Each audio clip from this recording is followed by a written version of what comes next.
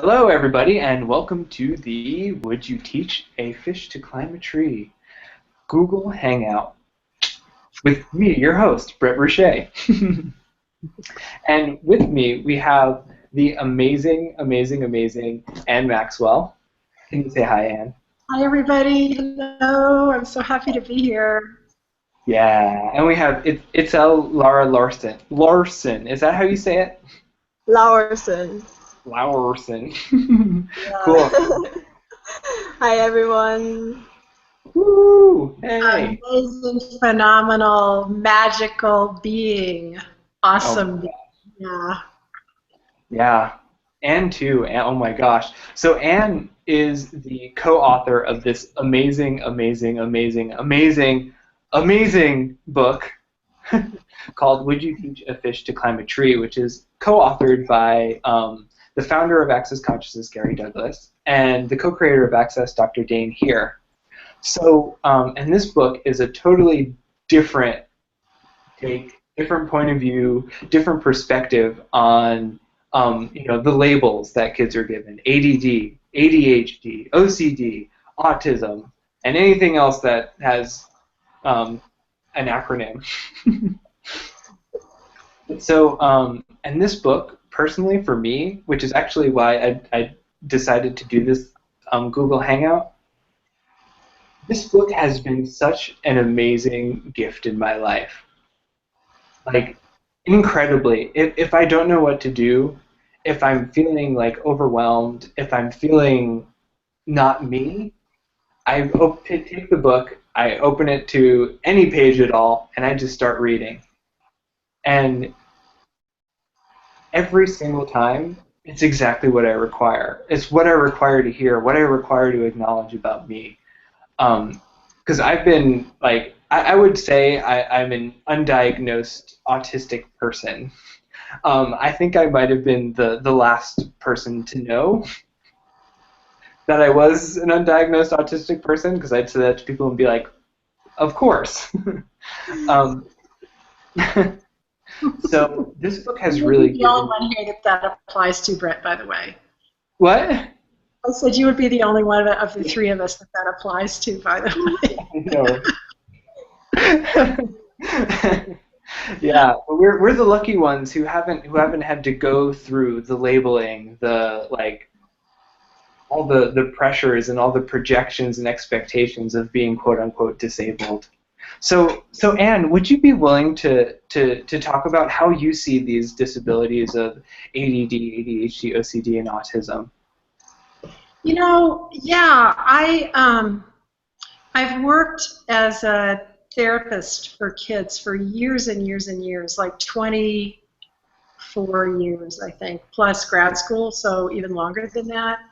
And I started off at a residential treatment center, which is in the United States. It's like the end of the road. Like the only stop farther down the road for kids is either the state mental hospital or juvenile detention centers, right?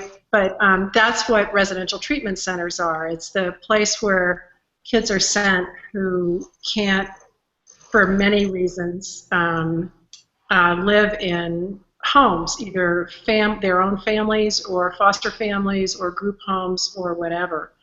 And they're also the kids that don't make it in the regular school system, and so they've been labeled special ed, and they've been given all kinds of labels and diagnoses to justify the extent to which money is poured into their treatment in a residential treatment center, right? And the kids that I loved the most I love them all. They were just they were awesome. But these kids were some of the most difficult ones, the ADD, ADHD, OCD, and autism, the kids who were labeled like that. And none of the regular interventions worked with them. Like, you couldn't make them change their behavior. Because, first of all, they didn't want to, and secondly, they couldn't. It was pretty simple. And so like the if you think this, then you can change your behavior stuff didn't work, and the prizes and the whatevers didn't work.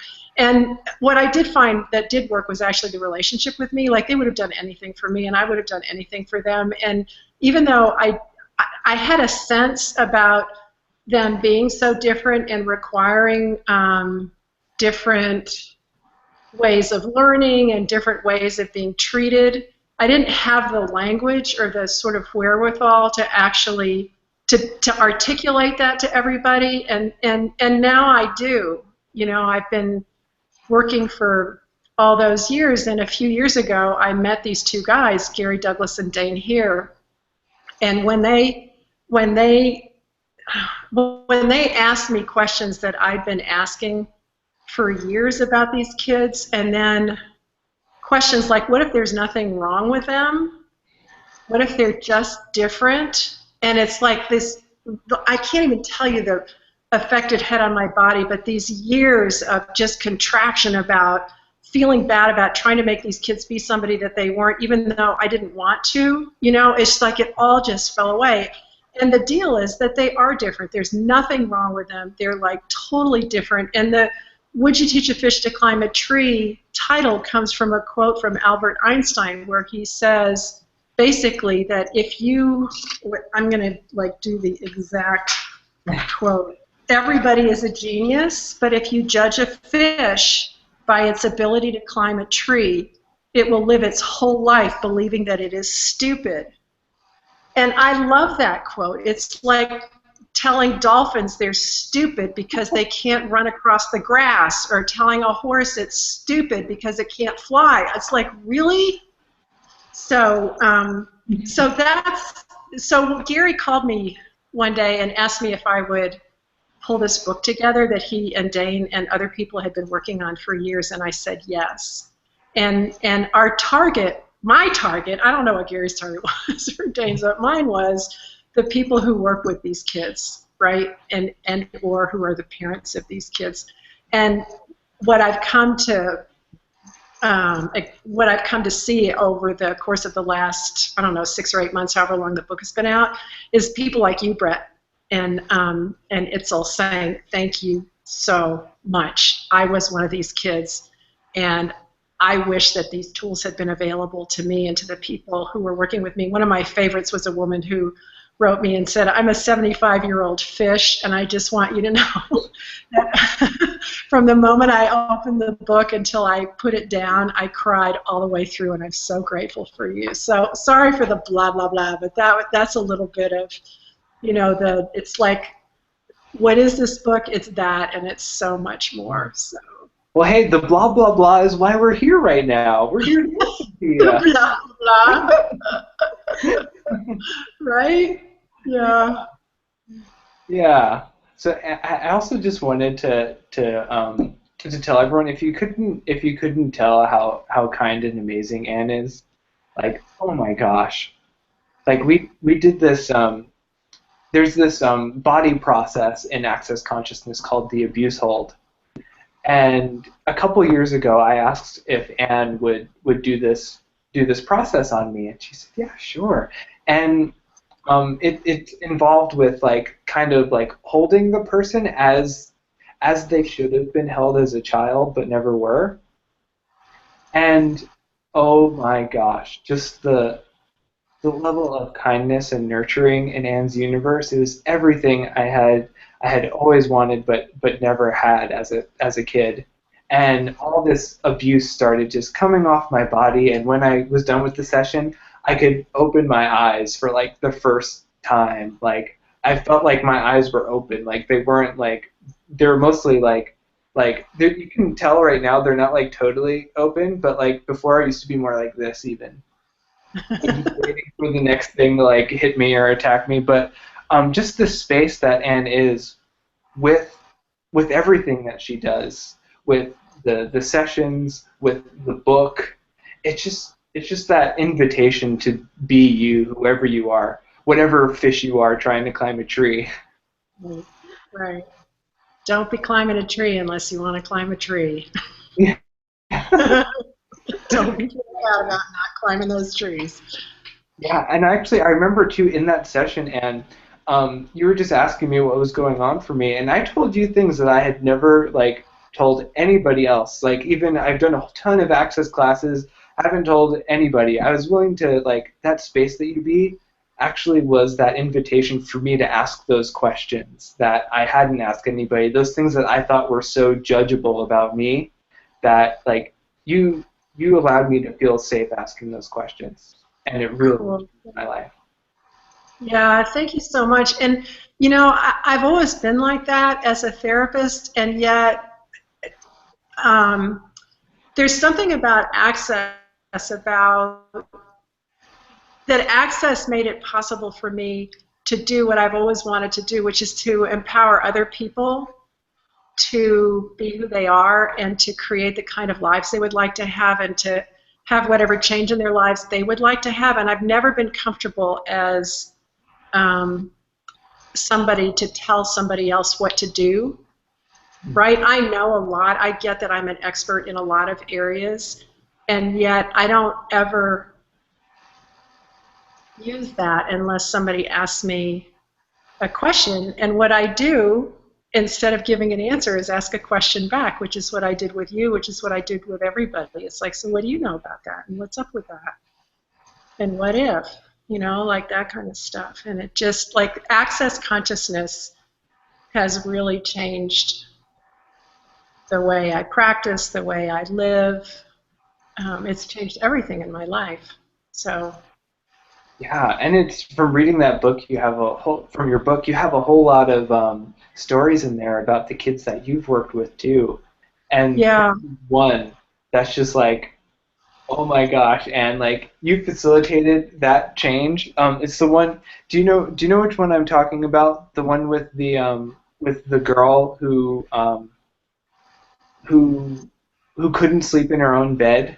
yeah, yeah. Would you be willing to tell that story here? Yeah, her mom was murdered. It was a brutal murder. It was a front page headlines kind of deal. And her grandmother, she'd always lived with her grandmother, off and on, but mostly on. And long story short was she was having a lot of trouble. She was having nightmares. She was acting out in daycare. She's 4.5 when I met her. And finally one day she said to her grandma, Grandma, the kids at school want to know what happened to where my mama is. And what she'd been told was that her mom had been sick and the doctors had tried to save her, but they hadn't been able to. And so so God took her mom. That was what she was told. And the truth is that her mom was brutally and violently murdered by a boyfriend who had just gotten out of prison on as a parolee. And her grandma said to me, I don't know what to tell her. I don't know what to say to her. And I said, why don't you ask her what she knows? And her grandma said, but she was so little, and she's still so little. She can't know anything. And I said, yeah, maybe, but, you know, what do you have to lose? Why don't you ask her? And her grandma did what she always does. I adore her. She just rolled her eyes right to the back of her head. And she said, well, I'll think about it. And she called me, that was a Friday, she called me on Monday, and she said, oh my God. I picked her up at the school, and she was just hammering me about what happened to her mom. So we sat on the porch, and I asked her what she knew, and she said, she described to me in minute detail exactly how her mom had been murdered, using 4.5 language to describe like the jugular and the ribs and, you know, like all that kind of stuff. And this guy was caught. There was a ton of forensic evidence, and he was actually sentenced to 5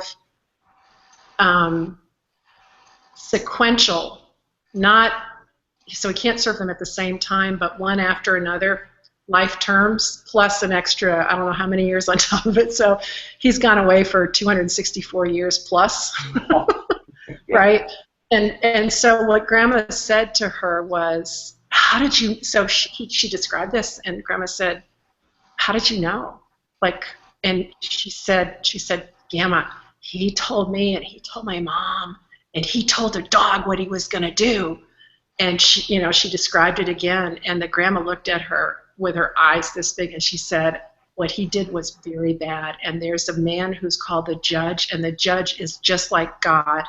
And the judge that made sure that he could never get out. He locked him up and he threw away the key, and he could never, ever, ever, ever, ever, ever, ever, ever get out and get you. And that night she slept in her grandma's bed, wrapped around her, right, clinging to her. That night she slept on her side of the bed, and within 2 weeks she was back in her own room sleeping. And she's doing great. She's just doing great, right? But it's like that thing of like asking kids, what do you know? So whether it's trauma like that, or whether it's A.D.D, where kids can't focus and they're just doing all the time, or whether they have been diagnosed with autism and they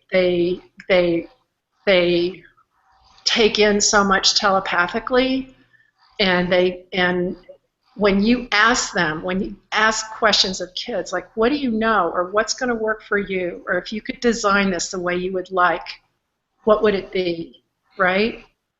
Or who are you being, right? Like those kinds of questions. It's amazing what kids will tell you. It's like absolutely amazing.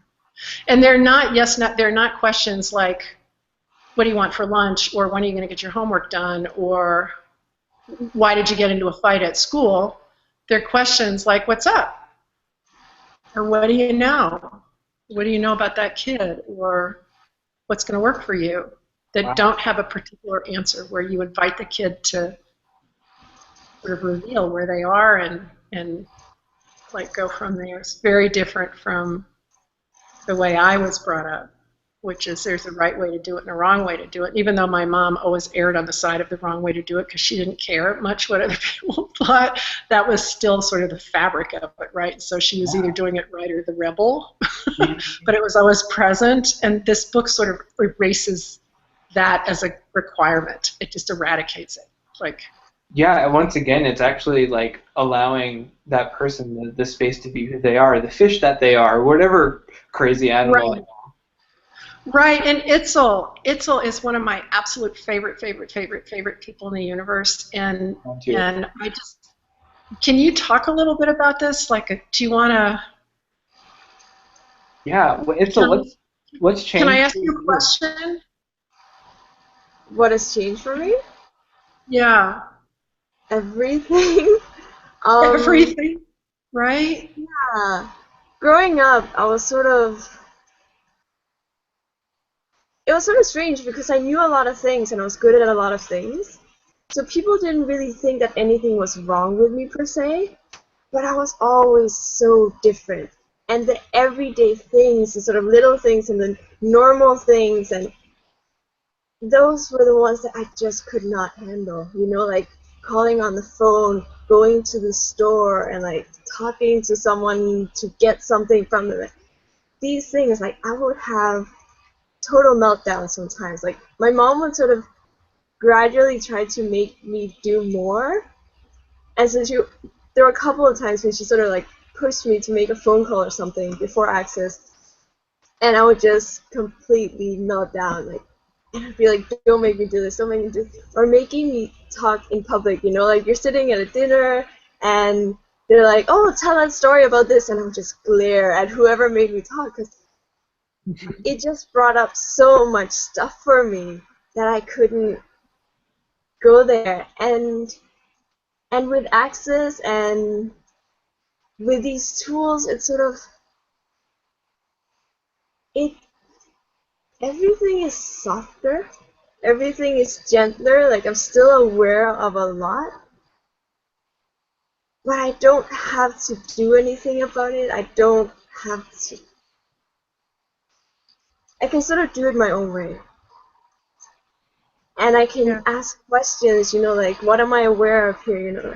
If I'm sort of feeling like really, really fidgety or nervous or about to sort of freak out about something, it's like, okay, what am I aware of, and what of this can I use? And my life is just completely different. You know, I live in Tokyo right now, which is a crazy city, and I live in an international dorm with like 300 people who are like in their late teens, early adult, you know, and people from all over the world, different ways of expressing themselves, different points of view about everything, and honestly, a lot of them are crazy. A lot of humanoids, a lot of X-Men, a lot of people who just out there. And I have lots of friends. I go out, I go to parties, I have one thing scheduled after another, and I love it, you know, and that's something that I could not have done before. So it's a Right. completely different life. Right. Yeah, And as recently as a couple of years ago, right? yeah. Yeah, my Yeah. mom had to speak for me. You know, if we were out in a store and chatting with somebody, they would ask me questions, and my mom would have to reply. You know, even basic things like, how old are you? Where do you go to school? You know, my mom would reply to those questions for me. So Right. what I realized recently is that she had to be me as well as be herself. So she was, you know, carrying that all the time and like saying things that I would say and doing things I would do. And once I sort of asked a question to Gary about that and sort of moved away from my family and started being me, I realized so many of the things that my mom used to do are actually things that I do, and she no longer needed to do those things. So she's so much calmer, so much more quiet, peaceful, nurturing, you know, whereas before she had to speak for 90% of a conversation because she was speaking on her behalf and on mine. So Right. Wow. Can I it has ask you made a question? Can I ask you a yeah. question about you and your mom? Did your mom? I know your mom made you like make phone calls and sometimes speak at a dinner party and like that kind of stuff. But did your mom? It's almost like, did she give you the space to do the stuff that you love to do Oh and yeah. to follow the things that you were really interested in, or did she force you to learn stuff that you didn't want to learn? Oh no, she really, really gave me a lot of space. Since I was little, she sort of she noticed from the beginning that my brother and I were very different. And she Uh-huh. has two brothers and they were raised together and they used to fight all the time. So she said, okay, with my children, I'm not going to do that. I'm going to give them a lot of space and raise them individually. So my brother and I were almost raised like two only children with the same parents who have each other too to sort of rely on and get along with. Because we're completely different. So she was like, I'm not going to raise them the same way. And so with me, she started noticing the things that work for me and the things that I require. She noticed I need a lot of alone time, and sometimes in the middle of the night, I'm obsessed with something. I need to talk about it for hours, and not someone has to listen, you know. And she really gave me a lot of space. So Right. the times when she did that was sort of when she noticed that I was struggling, and she started to sort of question, okay, am I being a bad mother? Does she not have the tools? And then she would sort of try to make me do things, but then she would notice it doesn't work and it would sort of go back. But we Right. still didn't have the tools before access for some of the things that were going on. So, but yeah, she's amazing. So The thing that I noticed about you and your mom is that she never made you wrong, right? yeah, Yeah. yeah, Wow. And that's she the almost thing that I mean, there's a part in the book where we talk about that, about parents and the, so to those of you who are watching this, who are parents and or who are teachers, the, the kids who thrive and who are so different and thrive with the difference typically had either parents or teachers or both that gave them the space to be who they are and to follow the interests that they had, and also created ways for them to learn what they have to learn in order to be able to sort of function out here. But they never made them wrong for, or if they did, it was sort of a momentary, and then they would, right? Is that fair, Itzel? yeah, definitely. You know, my Yeah. mom's she was always sort of she was my best friend, you know, like she was the one who always had my back, and whenever I Yeah. felt like I wasn't doing well or I couldn't keep up, she was the one who would sit me down and be like, do you realize how amazing you are, you know, and, Yeah. and sort of point out that I was being a contribution in ways that I didn't, in a way that people maybe weren't receiving, so I wasn't being, you know, acknowledged for it, and so I made myself wrong for it. She would sort of point it out to me, you know, do you see that you're doing this? Do you see that you're contributing this? And she's always sort of really, really, she never made me wrong, you know. Can I ask you So another question? One more question, then I'm going to shut up and let Bret do this. But just this one more thing. So, Itzel, will you acknowledge like the brilliance that you are? Like, how many languages do you speak, and what are some of the other like you're in Tokyo? Like, do you speak Japanese fluently? How many other languages? And what's some of the brilliance that you were that your mom pointed out to you that you may not have acknowledged? Just to give people a sense about that you know what I mean? Like some yeah, specifics. Can you do that? well, yeah. Okay, so I grew up speaking English, Spanish, and Danish, and then after that, I've been studying Japanese and Chinese as well.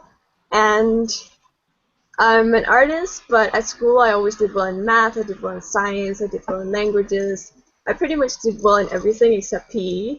And I'm starting Except to what? suspect PE, physical education. Yeah.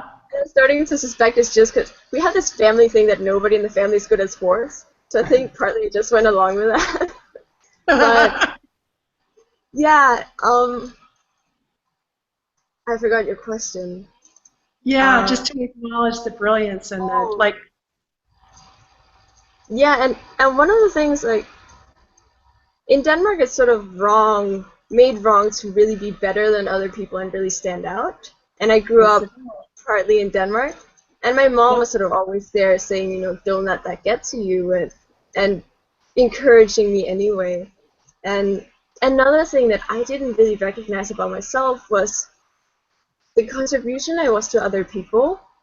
I always felt like I was selfish because I required a lot from the people around me, especially before Access. I really required a lot from my mom, and I didn't really know how to give back or contribute in the ways that you're sort of socially expected to. So I always felt like I was being selfish or that I was using people or taking a lot from other people. And my mom was the one who always sort of would remind me that I just contribute in a different way. Wow, Awesome. Awesome, awesome, awesome. that's Thank you huge. so much. Yeah. So, so Anne, with that, what are some of the what would you say is one tool for those parents and teachers who are listening right now to begin to start to acknowledge the brilliance of those people in their lives?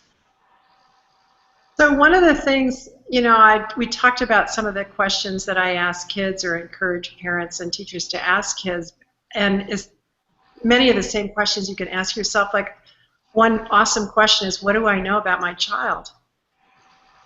Right? And there's an energy that comes up, even if there are no words that come with it. What do I know that I'm pretending not to know, or what do I know that I'm denying that I know? And what else do I know?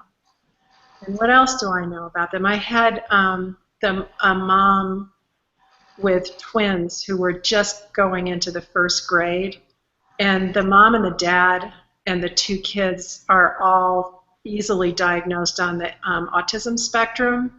Mom and the daughter being more social and probably higher functioning in that realm than the dad and the son. And the dad is brilliant. He's an engineer. He can sit in a cubby and not have to talk to anybody and, be like phenomenally brilliant. But the little guy is starting in the first grade, right? And and it's rough being built like him and being in a regular first grade. And so he would come home from school and just fall apart. And on day 7 of first grade, she called me up in tears and she said, I don't think I can do 12 years minus 7 days like this. I need some help. And so when she came in to talk with me, I asked her that question, what do you know about your son? And she started to relax a little bit, and she started telling me all the things that she knew that he required in order to do well. And what she did was she took that information to the school and said, what can we do here? And she was really excited. She came back the following week and she said, they're going to bump them up to the 2nd grade, and they're going to bump my daughter up too because they're both testing so high, but they're going to do it gradually over a period of a couple of months. And then the week after that, she said they're both in 2nd grade now full time, and he's functioning more like 3rd or 4th grade, right? Wow. But one of the really cool things that she got was just a way to, like, for example, the criticisms that the teachers had of him were that he isolates out on the playground. He isolates. And I said, is he actually isolating, or is he taking the space that he requires in order to make it through the rest of the day, right? Is that something that is a benefit to him? And what if he didn't need to be labeled for that? And she said, absolutely. And so the school, the teachers, and everybody quit getting on his back about spending alone time out on the playground, and quit writing it as a criticism or as a goal that he needed to be more social, and just let him be, right? Because that's how he sort of replenished himself in order to make it through the afternoon or the rest of the morning or whatever it was, you know, like that kind of stuff. And that would be the first thing that I would suggest, is just to ask yourself, what do you know about your child, and what do you know that your child requires, and what if there's nothing? Here's the very first thing. What if there's nothing wrong with your child? And if your child weren't wrong, what would they be, right? If the A.D.D. or A.D.H.D. weren't wrong, if the autism weren't wrong, what would it be? Oh, it's just different. Okay, not wrong. What do they require in order to thrive in school, or in order to make it through school, right? Like that. Wow, that is so different, and I wish I would have had those tools when I was going through school, because the social part of school I love. It was so excruciating for me, and I'm sure it's excruciating for most people. Like, wow, just that one tool that you have in the book about the zone and creating Yes. a zone where you have peace and space. That's just one of the most amazing tools for me. Would you be willing to talk about that? Yeah, the zone is something that Gary and Dain talk about. Everybody has a zone, and especially animals do. And when people are stressed, well, first of all, the zone is the space where you are at peace and where you're calm. And it's not being balanced or centered or anything like that. It's just that space of ease and peace. And so when people get stressed out, the zone collapses and there's no peace at all. And so one of the things that you can do is you can expand somebody else's zone. You can expand an animal zone. You can expand a child's zone. But you can also teach them how to expand their zone. And how do you do it? You just do it. It's it's almost like a fabric, and you just like stretch it out, right? And it's just, you just create more space like that. And it's funny, you really can do it for other people. I was in Costa Rica this last week and working on some of the horses there, and one of them had gotten kicked in the leg, and it hurt so bad. And she was a nursing mom who also had a foster colt who was nursing too, and her zone was so collapsed. And one of the first things that Susie and I did when we were there was to expand her zone so that she could, so she could get some peace, so she could begin to heal. Oh my gosh, I love that tool. I love it so much. That's like, when I first got the Would You Teach a Fish to Climb a Tree book, I went right to that chapter, and I just read that chapter like 20 times. Right? Yeah. Yeah. Great. And every time I read it, it just totally relaxes my body. Yeah. And now I've gotten to the point where I can just create that for myself and start creating it for others as well. And it's like so much fun, where I've spent most of my life just like crushed, zone collapsed, and now it's like, oh, such a relief. Right. And part of the piece is the space of just being, right? And when you just be, you're not wrong, and you don't judge yourself, and you don't think that you're bad, and you don't think that you need to be fixed, and that kind of stuff. And that's a lot of what the book is about, is just giving people a different way to view kids and people who've been diagnosed like this. It's just so that they're not wrong. They don't need to be fixed. They're just different, and different stuff is going to work for them. So. Wow, that's just like that right there. It sounds so easy and so simple when you say it. It's like, why isn't the rest of the world doing it? I know, right? Yeah. Yep. And I do a lot of radio shows, and I do a lot of internet stuff, and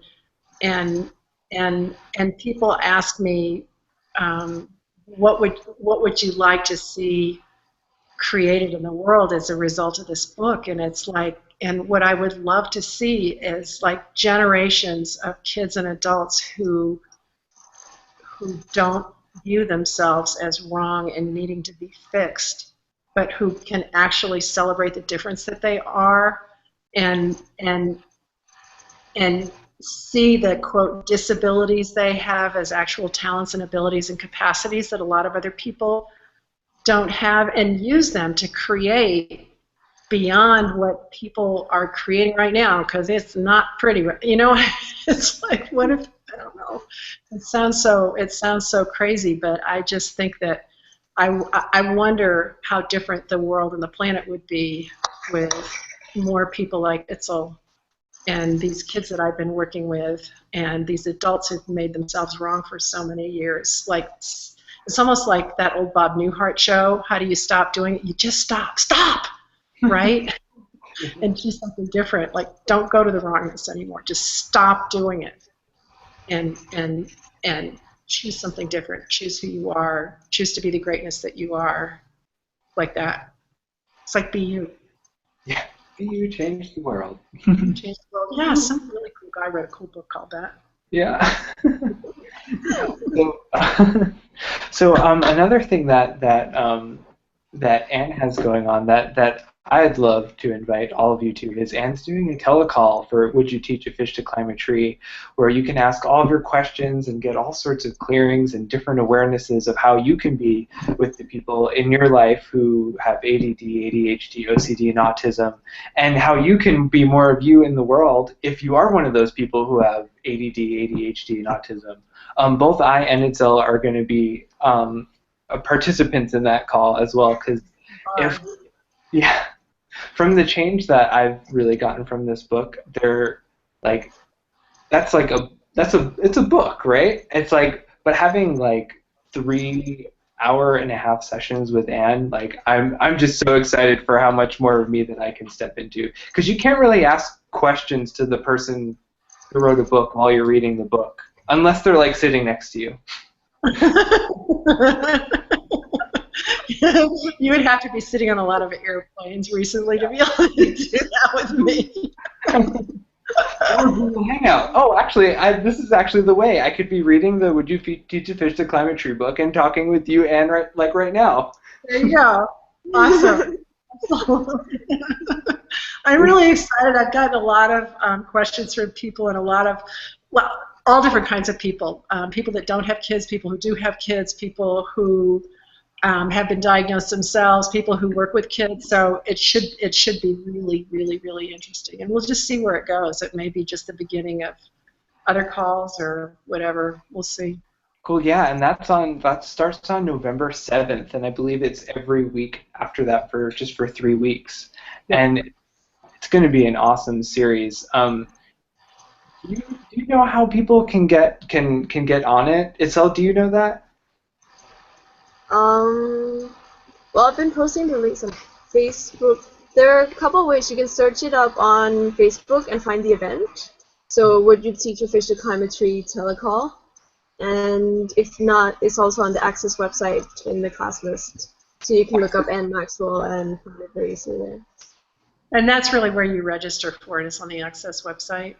Yeah. That's going to be awesome. I'm so excited. I wonder what fun people are going to join with us.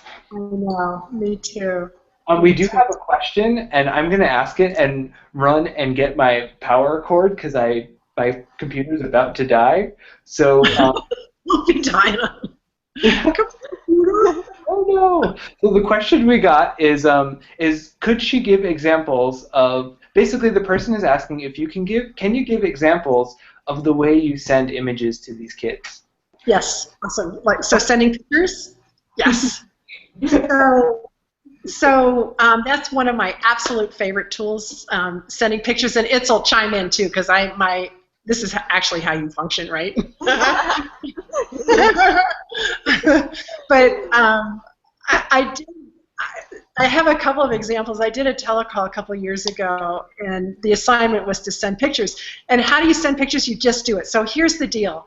We send pictures to each other all the time, right? So for those of you who live in families when there's a particular moment of every day that's difficult, whether it's bedtime or breakfast or dinner or homework or whatever, what if what's going on is everybody's sending the same pictures of chaos and pandemonium and awfulness and trauma and drama and all that kind of stuff? And that's what creates those moments every day. It's those pictures going.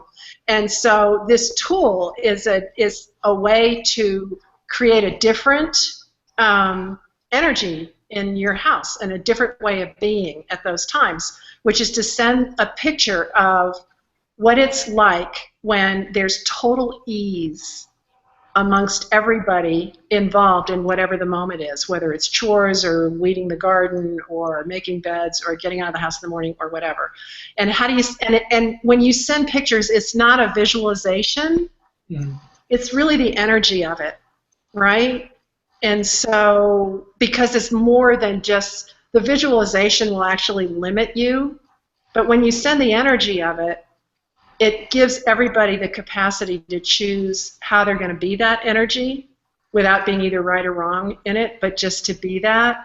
So one of the examples, one of my favorites was she was a para in a classroom in New Zealand, and she was in a classroom with a little girl who was 8 who had cerebral palsy, who I think she was strapped into her chair, and she was a headbanger and a banger on the desk and like that kind of stuff. And this woman walked into the class. This was the day after the call, and she, with the home play was to send pictures. And so she walked in the classroom. This little girl is banging on the, just agitated beyond belief, and the classroom's in an uproar, and the teacher's freaking out a little bit. So she races over to the desk where this little girl is, and she starts to hover. It's almost like she was trying to shield her from the rest of the room. And the closer she got to her, the more agitated the little girl got, and she remembered this sending pictures thing. So she backed off, and she sent her the picture of the energy of what this little girl is like in that classroom when she's happy and peaceful and at total ease, regardless of whether there's pandemonium going on around her or not. And within seconds, the little girl had leaned back in her chair, and she had her hands in her lap, and she was looking at the teacher. And the para said to me, "Oh my God, it was amazing. It happened so fast."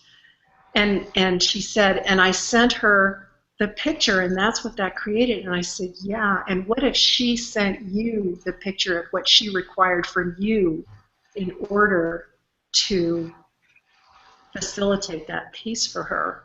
Wow. Right? So there's this thing of like all the molecules connect and contribute to each other, and Itzel talked about it a little bit before, but it's not only being the contribution, but also being able to receive it and to be aware, which isn't cognitive, it's that sort of energetic thing.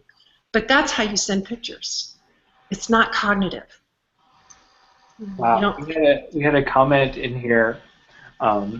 She says that I sent a picture to my not autistic kid of a clean room, and 10 seconds later he was cleaning his room. Exactly. And that's really fun, and I'm glad she did that because it totally has the energy of play. And what if you guys can just play with this stuff? You know, it's like send a picture of getting a hug from your son when you walk in the door after work, or like whatever, right? Like that kind of stuff. Or cleaning. And do it with your spouse, or do it with your boyfriend, or your girlfriend, or whoever, right? Like fun stuff. Yeah. Or your cat. Or your kitty. My mom uses my kitty a lot. It's fun. My mom uses this tool a lot of sending pictures, and she uses it with my brother. And one time, she also sent him, the picture of like cleaning his room. When he started cleaning his room, I was like, "Mom, send me the picture of me cleaning my room." But then actually, I started sending myself the energy of cleaning my room, because I was like, "Why don't I just do it?" And it's really that energy of like what it is to have a clean room, and I started cleaning my room more so. Exactly. Wow, that's awesome. I'm gonna use that. Right? Yeah. Yeah. I wonder, Itzel, now that you say that, I wonder if that's the energy. You know, with kids who have really messy rooms and they keep it messy, messy, messy, messy, messy, and then their parents say, if you want to go out on this date, you have to clean your room, and 35 seconds later, the room is cleaned. You know? I wonder if it's that energy that they tap into. Maybe 35 seconds is an exaggeration, but not much, right? Yeah. It really And so what if it can be instantaneous like that, and it doesn't look like what you think it's going to look like? But how many times have you done that? Yeah, because the thing is, like, if I think about a clean room just as a clean room, I don't care that much. I know what's in my room, it's all mine. I know where it has been, what it has touched, you know, so I'm not that concerned about it being clean. Right. But then if I sort of get the energy of what my life is like when things are clean and there's space and things look nice and that's contributing to me, that's more motivating than just having a clean room, you know, it's that energy of what that's going to contribute. So. Right. Cool. Yeah. Yeah, you talking about that, Itzel, it just reminded me, like, when I was a kid, I wonder, like, my mom would always go into asking me to clean my room from the space of, I just got this. Like, she would first send me the picture of me not cleaning my room and a messy room, and then ask me to clean my room, and I'd get so confused and I would just never do it. Right. Exactly. Exactly. You weren't telepathic or anything. No, not you, Bret. No. I wonder how much of that goes on just in everybody's daily life, where they're projecting the image of something or the energy of one thing, but asking for another. Right. Exactly. Exactly. Yeah. Yeah. That's what creates the craziness.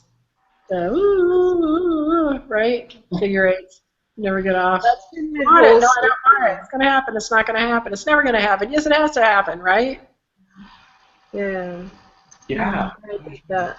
We have some more questions here, actually, too, so we can go into those. How do you invite an adult with ADD to read your book when they don't or can't focus long enough to read it? That's a great question. So what if the book doesn't need to be read cover to cover? And one page and one word after the next page and the next word. I don't know about you guys, but sometimes I read books, I just sort of open them up and read whatever the section is, and I flip through it and like that. Yeah. And it's really like what invitation can you be to people to like to pick it up and see what's in it for them? And what if there's no right way to read it? There's no right way and there's no wrong way to read it, right? So. Yeah, exactly. I do with my girlfriend Georgia. I've had the book around for a while, and like I've loved it so much that I'm just like I like try to get her different ways to like read. I was like, okay, I'll read it to you. She doesn't really like reading books that much. I was like, all right, could you please just like read this chapter for me? Like, please just read this one chapter. I promise it'll be awesome. She'll go and do it, or I'll read it to her, and it's like it's always little bits at a time, but it's still like for like what this book has, you always read the right thing at the right time. It's kind of amazing. Right. If you read a sentence, or a chapter, or the whole book in one sitting, it's awesome. You know, one of the things I love about this book too is that it's a little bit of me and a little bit of Gary and a little bit of Dain, and we're so different. The three of us are so different from each other, and it really is sort of a blending of the magic that each of us has different magic, and we are different magic in our lives and with the kids and with the adults that we work with, be with, whatever. And it's all of that. It's not just me and my kids, and it's not just Gary, it's not just Dain. It's like all of us. It's amazing. Yeah, I mean that's really how the universe works as well, and like the universe of these people who have ADD, ADHD, O.C.D, and autism. It's not like a universe that's sectioned off into different parts and pieces. It's really a whole picture where everyone's contributing. Right. Yeah, and it's just like this long conversation. Yeah. Exactly. So what? Yeah. So what if the whole world could be more like What if there could be more ease in all the areas of the world where there can be? Right? Cool. Yeah, and we have let's see, another. Oh, Itzel, Bret. I think she's addressing either both or one or each of us. What is the energy or words or pictures that can be used to assist a teenager with autism in having the awareness that the stuff you pick up from others is not yours, and how not to take it personally? Example, feeling stupid or others. Ask a question. Yeah. And if you, as, you know, a person in their life, if you see them and you know the contribution that they are, you can send them the picture of that when you're talking to them. You know, like if they come to you and they're talking about how they're feeling stupid, don't just tell them, oh no, you're not stupid. Ask them questions and give them that energy of what they're contributing. That's really what my mom does, you know, like she'll ask me questions, you know, like, is that really true? And what about this? And she's asking me questions, and she sends me the energy of what people get from me that isn't necessarily tangible, and the things that I can contribute that aren't tangible. She sort of sends me the energy of that, and I So, kind of get Itzel, it. Mm. do you pick up everybody's thoughts, feelings, and emotions Yes. like in stereo? Yes. And so, Yeah. what if there's a difference between being those and perceiving them, like having the awareness that they're around you? So, who does that belong to, or is that yours or someone else's, or where did you buy that as yours, or truth, is that really you? Like all those to, Yeah. right? Yeah. Yeah, so those are all great. Those are all great questions to use. If you can ask the question, or if you're going to send them pictures, sending that energy, the contribution that they are, like it's Yep. also, because um, they might not cognitively get that that's what you're doing, but it's there. I mean, it's there. Like, and could you talk about actually? I know in the book you talk about that space that you just be with a kid when they come into your room. Could you talk about that? Because it's Yeah, totally not cognitive. it's not cognitive at all. It's the space of, like, Dana and I do the same thing. I've done the same thing that he does, which is hi, right? It's like hi, and just touching them, like being to being, and it's the energy of, I am so happy you're here right now. And I have no point of view about anything that you've either said or done or been or not said, not done, not been, or anything that anybody's ever said about you. That is irrelevant. I'm here, and I will be or do anything that you require in order to have whatever change you would like to have. And that those are just the words that I'm wrapping around it, but it's the energy of being totally okay with whatever it is that walks in the door, both adults and kids.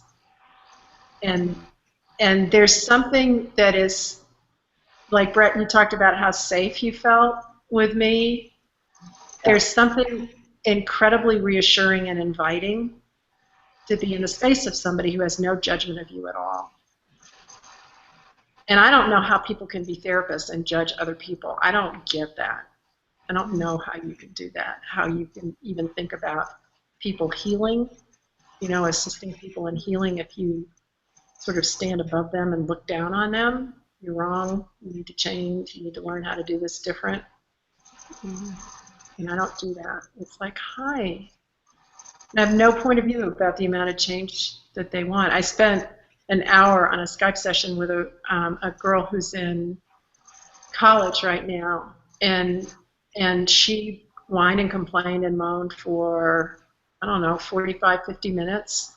And then finally, towards the end, she shifted just a tiny little bit, just like an iota. And I was good with that. I mean, that's what she's up for. That's what she's up for.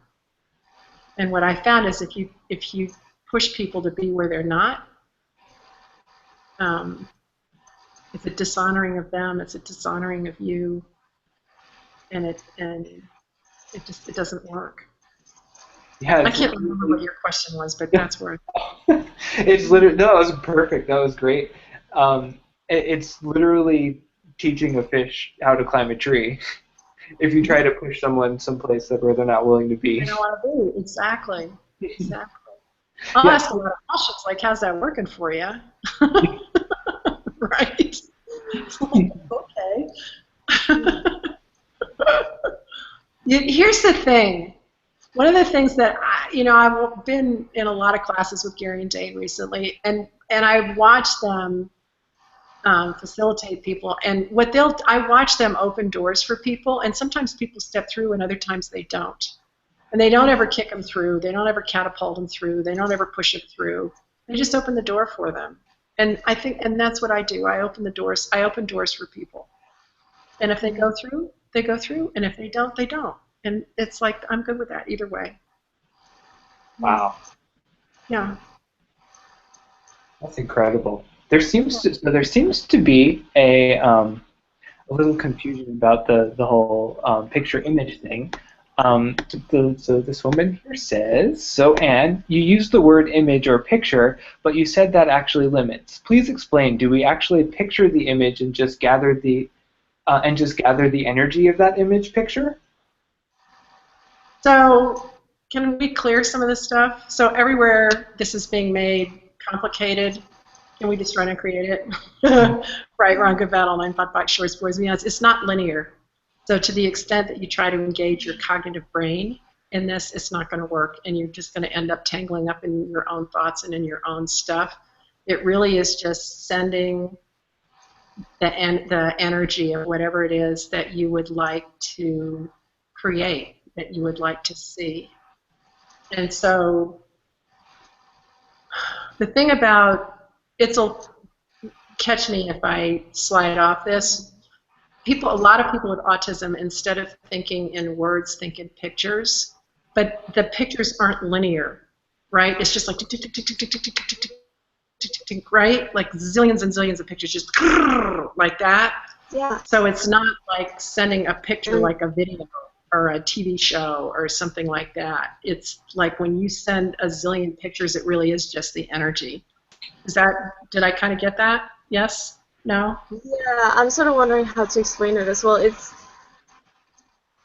The thing is, for me, like a picture, the way we think of it in this reality is sort of 2D, like ink on a page or pixels on a screen.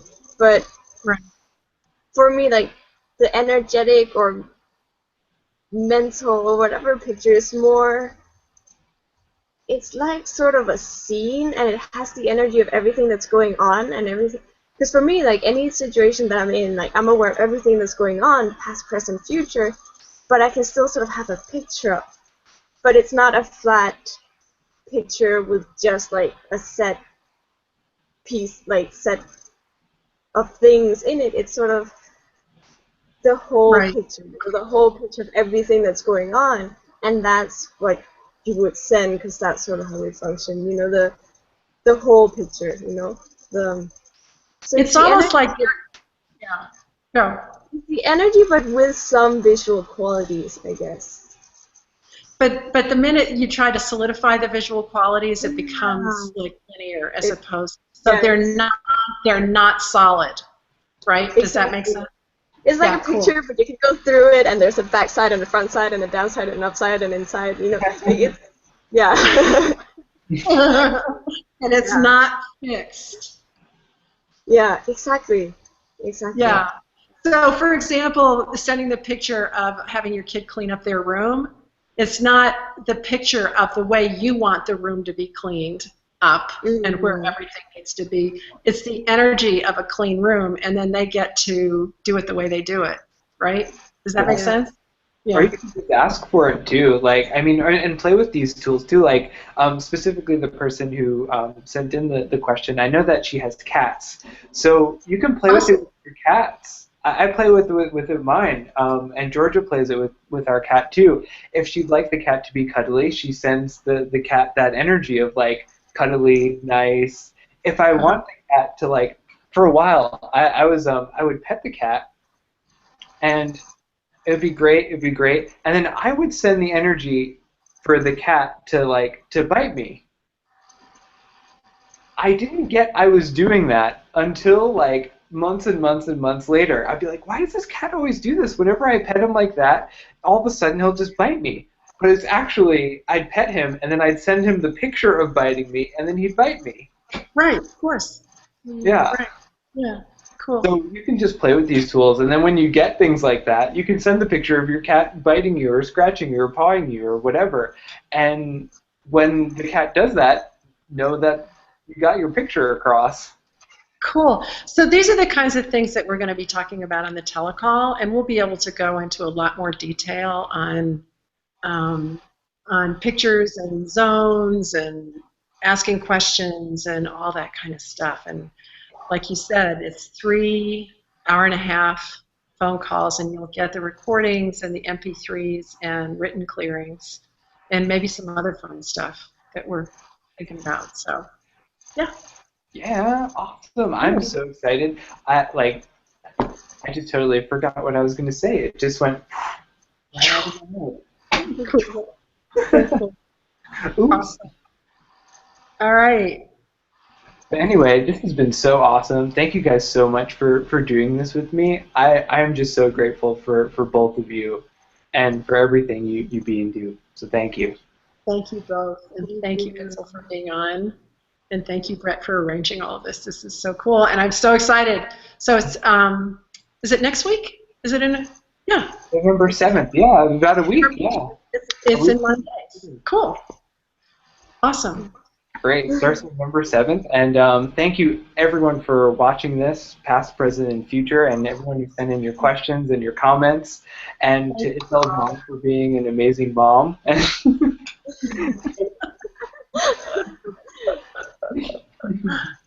thank you both so much. It's such a pleasure to get to play with you and to know that you're in the world. Cool. All right. Bye, everybody. Bye. Thank you.